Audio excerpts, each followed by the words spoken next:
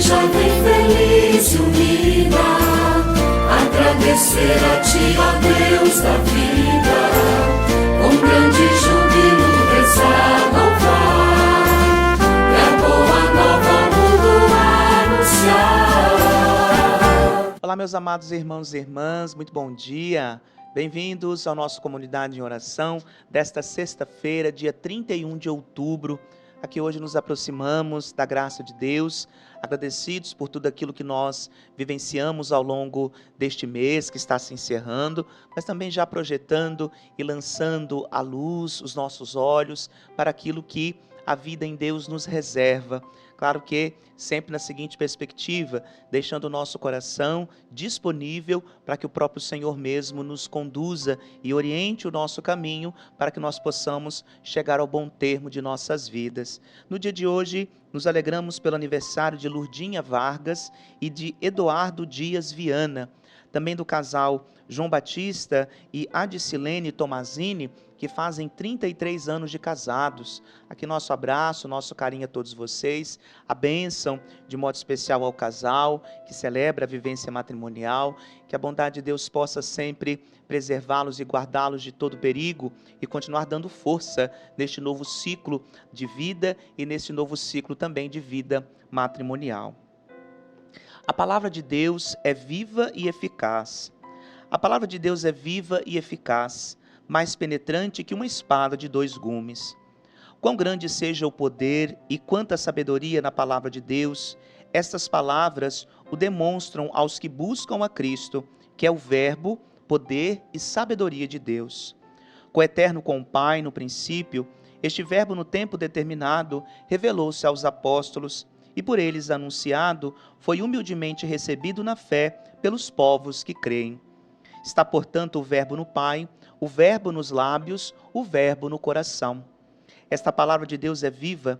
O Pai deu-lhe ter a vida em si mesmo, do mesmo modo como tem ele a vida em si mesmo. Por isso não é apenas viva, mas a vida, conforme ele disse a seu respeito. Eu sou o caminho, a verdade e a vida. Sendo a vida, é vivo de forma a ser vivificante. Pois como o Pai ressuscita os mortos e vivifica-os, também o Filho vivifica a quem quer. É vivificante ao chamar o morto do sepulcro. Lázaro, vem para fora. Quando esta palavra é pregada pela voz do pregador, que se escuta no exterior, ele dá a esta voz a palavra de poder, percebida interiormente. Por ela, os mortos revivem e com seus louvores são suscitados filhos de Abraão. É, portanto, viva esta palavra no coração do Pai, viva na boca do pregador, viva no coração daquele que crê e ama. Sendo assim viva, não há dúvida de ser também eficaz. É eficaz na criação das coisas, eficaz no governo do mundo, eficaz na redenção do universo. Que de mais eficaz, de mais poderoso? Quem dirá seus portentos, fará ouvir todo o seu louvor? É eficaz ao agir, eficaz ao ser anunciada, pois não volta vazia, mas tem êxito em tudo a quanto é enviada. Eficaz e mais penetrante do que a espada de 2 gumes, quando é crida e amada. O que será impossível a quem crê, ou difícil a quem ama? Quando este verbo fala, suas palavras transpassam o coração, quais setas agudas do poderoso. Como pregos profundamente cravados, entram e penetram até o mais íntimo. Porque é mais aguda do que a espada de 2 gumes esta palavra, já que é mais poderosa do que toda a força e poder para abrir, e mais sutil do que a maior argúcia do engenho humano. Mas que toda a sabedoria humana e a sutileza das palavras doutas é ela penetrante. Sem dúvida alguma, né, meus irmãos? A palavra de Deus é aquela que nos orienta e que traz esperança e vida ao coração nosso. É aquela que cria, que tem em si tudo o que ela deseja ao ser lançada. Só que é preciso sempre que ela encontre terreno fértil para que ela possa produzir estes frutos e para que ela possa, é claro, dar esta vida a qual nós ouvimos nesse trecho deste texto. E para a nossa reflexão no dia de hoje, nós temos o Evangelho de Lucas, no capítulo 14, versículos de 1 a 6. O Senhor esteja convosco, Ele está no meio de nós. Proclamação do Evangelho de Jesus Cristo segundo Lucas. Glória a vós, Senhor. Aconteceu que num dia de sábado, Jesus foi comer na casa de um dos chefes dos fariseus, e eles o observavam. Diante de Jesus havia um hidrópico. Tomando a palavra, Jesus falou aos mestres da lei e aos fariseus: a lei permite curar em dia de sábado ou não? Mas eles ficaram em silêncio. Então Jesus tomou o homem pela mão, curou-o e despediu-o. Depois lhes disse: se algum de vós tem um filho ou um boi que caiu num poço, não o tira logo mesmo em dia de sábado? E eles não foram capazes de responder a isso. Palavra da salvação. Glória a vós, Senhor.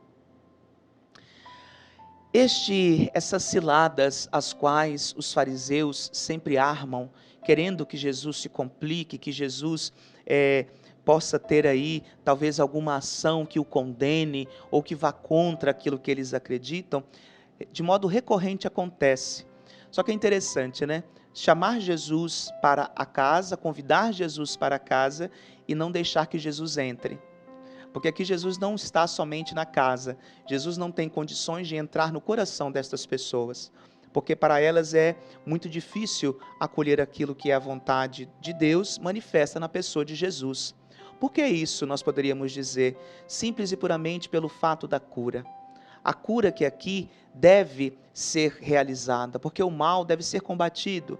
O mal não deve ser deixado, amanhã eu vejo isso, depois eu resolvo. Isso não é a postura daqueles que acreditam na vontade de Deus, que se manifesta no agora da vida da gente. Esse homem que tinha excesso de água, poderíamos dizer assim, em seu corpo, não gozava da plenitude de Deus. Não podia se colocar diante de Deus, porque estava adoecido. E por estar adoecido, poderíamos dizer, de acordo até mesmo com a cultura do período de Jesus, da época de Jesus, ele tinha feito algo para que assim ele fosse. E aí Jesus pergunta aos fariseus: a lei permite? Porque a lei de Jesus não é a letra, a lei de Jesus é o amor aos homens, é o amor às pessoas, é o amor a Deus, que não pode ser vivido ou deixado para depois. Quem ama tem urgência, quem ama quer que as coisas aconteçam agora, não há por que esperar para depois. No entanto, eles permanecem em silêncio. Em silêncio por quê? Porque eles estão presos.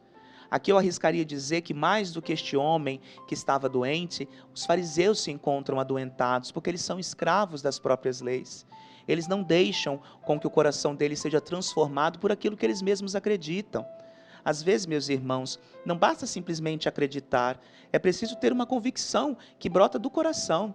Aquela convicção que faz a gente olhar para as coisas e perceber que aquilo que nós cremos pode sim transformar a realidade que nos cerca. Só que é necessário primeiro ser transformado. Gosto muito de dizer que pessoas transformadas transformam o lugar onde estão. Então é essa lógica que nós devemos ter. E aí, não ser juiz de ninguém, não ficar colocando cargas sobre as costas de ninguém, mas agir sempre com humildade. Por isso que esses gestos, sobretudo de achegarmos o nosso coração ao coração dos irmãos, exige de nós amor, sinceridade e sensibilidade à realidade que nos cerca. Então o dia de hoje bate ao coração nosso e pede ao coração nosso que nós sejamos esses homens e mulheres que tomam a realidade pela mão. A realidade que precisa ser curada, a realidade que necessita ser amada e sobretudo também ser acolhida.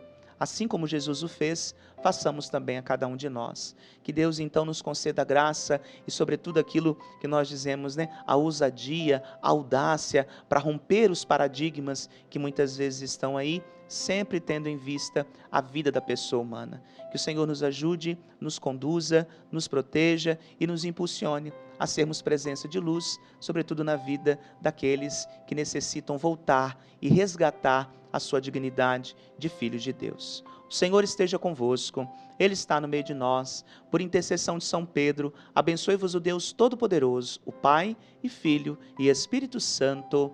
Amém. Louvado seja o nosso Senhor Jesus Cristo, para sempre seja louvado. A você uma excelente sexta-feira, desde já um bom final de semana. Amanhã estaremos aqui com mais um Comunidade em Oração, iniciando o novo mês da graça de Deus. Até lá.